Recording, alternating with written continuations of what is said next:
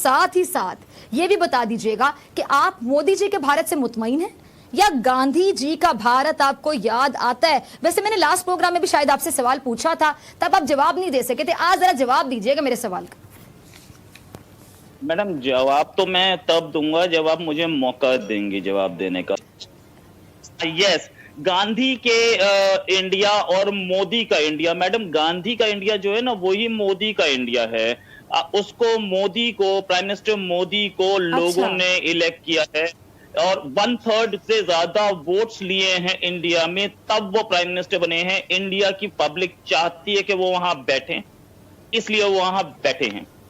आप कई स्टेट्स में देखेंगी, गुजरात में, मध्य प्रदेश में, यूपी में, दिल्ली में 50% से ज्यादा वोटिंग हुई है मोदी के फेवर में।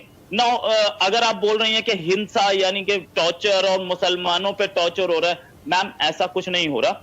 असलियत ये है कि यहाँ मुस्लिम्स को बराबर राइट्स हैं, यहाँ मुस्लिम्स प्राइम मिनिस्टर्स हैं, यहाँ मुस्लिम्स जजेस हैं, यहाँ मुस्लिम्स सरकारी जॉब में हैं, बड़े बड़े IPS IAS ऑफिसर्स हैं।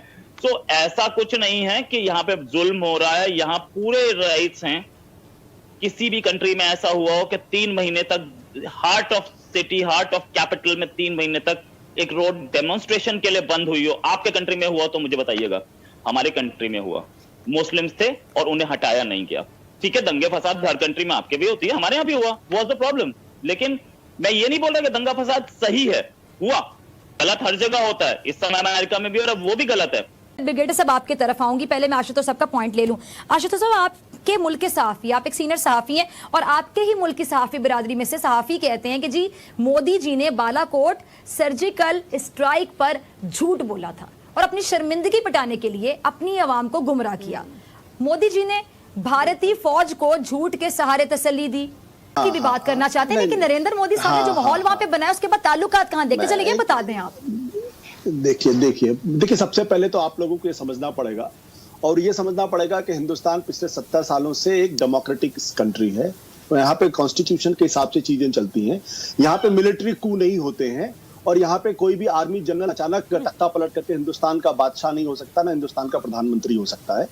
यहाँ पे चुनाव होते हैं और 5 साल के बाद चुनाव होते हैं और जनता चुनती है और जनता की वजह से लोग यहाँ के प्रधानमंत्री बनते हैं और जनता ही उनको किनारे भी कर देती है। तो एक बुनियादी फर्क है, इसको हमें समझना पड़ेगा। दूसरा, हिंदुस्तान की माइनॉरिटीज के बारे में, हिंदुस्तान के लोगों के बारे में थोड़ी सी भी बात करने के पहले थोड़ा सा हमको ये भी समझना पड़ेगा कि पाकिस्तान के अंदर माइनॉरिटीज की स्थिति क्या है।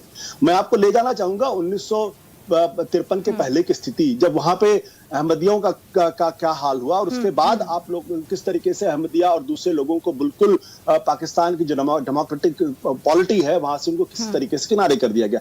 तो हम इस सवाल में ना जाए तो बेहतर है, क्योंकि दोनों तरफ क्योंकि दिक्कतें बहुत ज्यादा पैदा हुई। मैं एक ही बात कहना चाहता हूं कि हिंदुस्तान के अंदर जो कुछ भी हो संविधान के हिसाब से, लोकतंत्र के हिसाब से है और हर मुल्क के अंदर उसकी अपनी दिक्कतें होती हैं, चाहे पाकिस्तान हो चाहे हिंदुस्तान हो। आज कम से कम हिंदुस्तान की जो हैसियत है पूरे अंतर्राष्ट्रीय बिरादरी में, उसका मुकाबला कम से कम पाकिस्तान से तो बिल्कुल ही नहीं है।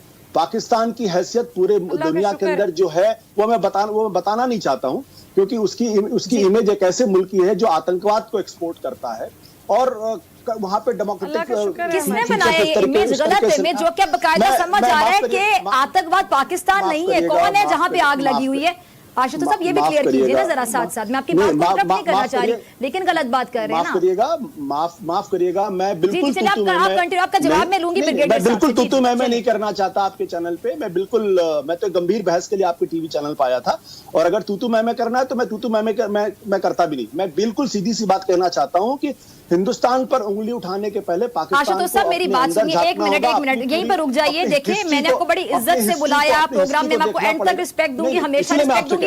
ये कोई अर्नाब गोस्वामी का प्रोग्राम नहीं है, ये रिपब्लिक टीवी नहीं है कि यहाँ पे बैठ के बदतमीजी की जाएगी। हमारे यहाँ से जो मेहमान जाते हैं, अर्नाब गोस्वामी जो हाल करते हैं, यहाँ पे तू मैं वाली बात तो है ही नहीं। आप अपने आर्गुमेंट से बात, आप आर्गुमेंट अपने बिल्कुल आप जो राय देना चाहते हैं आप देंगे, हम आपकी आवाज भी बंद नहीं करेंगे, मैं आप पे चढ़ाई भी नहीं करूंगी, बदतमीजी भी नहीं करूंगी। नहीं मैडम माफ करिएगा, मेरी कोई दिलचस्पी इस तरीके की बहस में रहने की मेरी कोई दिलचस्पी नहीं, माफ करिएगा आप मुझे।